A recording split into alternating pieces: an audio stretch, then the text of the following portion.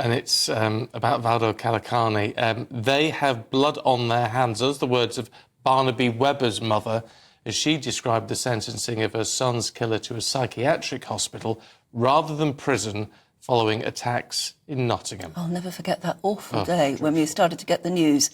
But, interestingly, politicians have listened, and the Attorney General is going to review the sentence of Valdo Calocane after the victims' families criticised the Crown Prosecution Service. They said he got away with murder. Well, let's talk to our political correspondent, Katherine Forster. It is interesting, Katherine, that the world of politics has responded so quickly to this. Yes, it is. Normally, politicians do not interfere in legal matters, but the outcry has been so enormous, hasn't it? Those horrific deaths in Nottingham last year, those young people, and Ian Coates, the caretaker, just about to start retirement, callously killed. And the man has been found guilty of manslaughter on the grounds of diminished responsibility, given that he was a paranoid schizophrenic.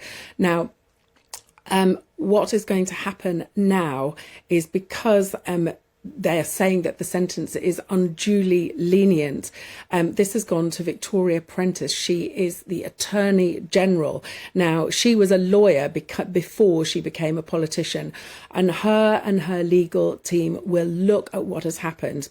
If they decide there's enough evidence that this perhaps was not the correct sentence, it will then be referred to the Court of Appeal, where judges will decide what to do next. So obviously this is a train of events that's been set in motion. We don't know what the outcome will be, but politicians clearly are listening, and very clear, hearing the families speak yesterday, that they feel that they've been massively let down by the Crown Prosecution Service, by the NHS and by the police.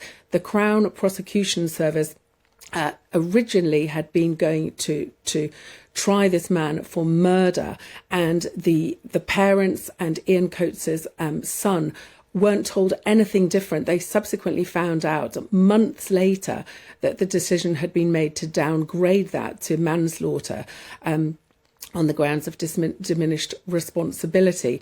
They said that they felt they'd been rushed, hastened and railroaded regarding that. And as you heard very clearly yesterday, Ian Coates' son said this man has made a mockery of the system and has got away with murder. Emma Webber, Barnaby Webber's mum, saying that he had, the fact that he had stockpiled weapons, that he knew what he was doing and that it was wrong, but he did it anyway.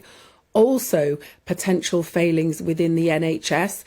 This man needed medication. He'd been off his medication for about a year, and that had not been dealt with. And also failures of the police. He had had several violent instances in the past. He'd been sectioned several times. He was wanted for a violent attack on a police officer some 9 months earlier, and yet the police had not arrested him, meaning that he was free to go on and commit these horrific killings. I mean, if it were reviewed and they decided to bring murder charges instead, would there have to be a new trial? And anyway, it wouldn't really affect the outcome, would it? Because the judge has sentenced him to life in a psychiatric hospital. That would probably be true anyway if he were found guilty of murder. I mean, we all understand the reaction from the relatives, because clearly those 3 people were murdered appallingly. But it wouldn't affect the outcome, would it? Well, potentially not, in that it looks like he will spend the rest of his life locked away. Of course, he will be locked away in a high security hospital, rather different to a prison.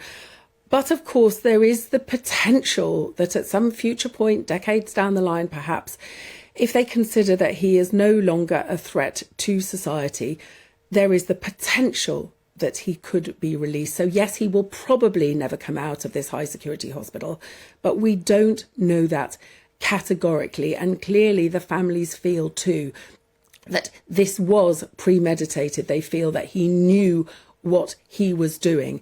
And, you know, they were told the other day in the court that the man before them was not being tried for murder.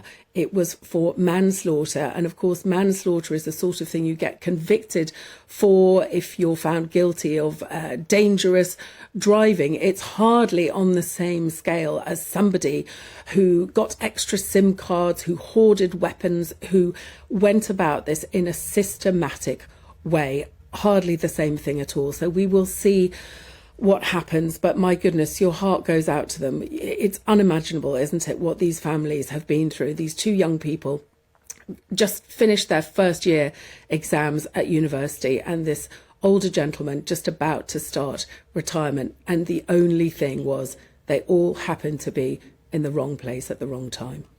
Yeah, it doesn't bear thinking No, about, it is really. heartbreaking, utterly heartbreaking. Katherine, thanks very much indeed.